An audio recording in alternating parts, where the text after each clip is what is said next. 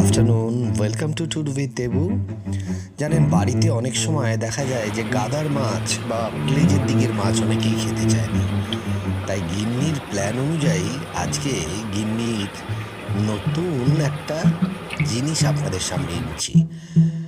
এটা যে ভেটকি হতেই হবে কোনো মানে নেই। এটা আমরা আমরা কাতলা মাছ দিয়ে করেছি, কারণ সত্যি কথা বলতে গেলে ছেলেপুলেরা বা আমারও খুব একটা ফেভারিট নয়।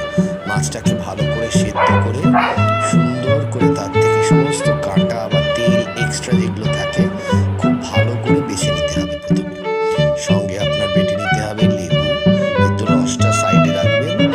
আর লঙ্কা, লেবুটা ভালো করে মিক্স করার আগে ওর সাথে মাছের সাথে মিশিয়ে দেবেন।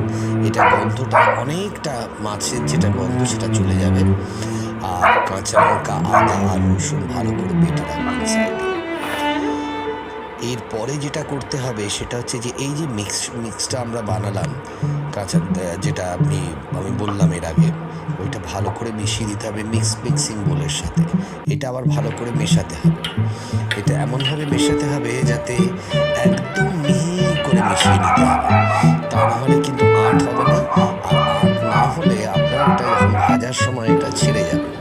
তারপরে একটু ডুবো তেলে, খুব বেশি দেবেন না, সিমে ভাজবেন, তাহলে ভেতরটাও ভালো করে আপনার ভাজা হবে, অথচ বাইরেটাও একটা লালচে ভাব আসবে। দুর্দান্ত ক্রিস্পি খেতে।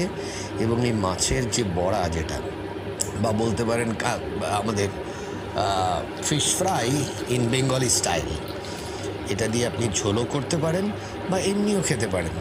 দেখবেন বাচ্চারা ভীষণ লাইক করবে। করে দেখবেন আর জানাবেন কেমন লাগলো। আপনাদের কমেন্টের অপেক্ষায় রইলাম আমরা। দুর্দান্ত লাগবে খেতে, আমি শিওর। ভালো থাকুন, সুস্থ থাকুন। আবার নতুন অনেক রেসিপি নিয়ে আসবো, সঙ্গে থাকুন।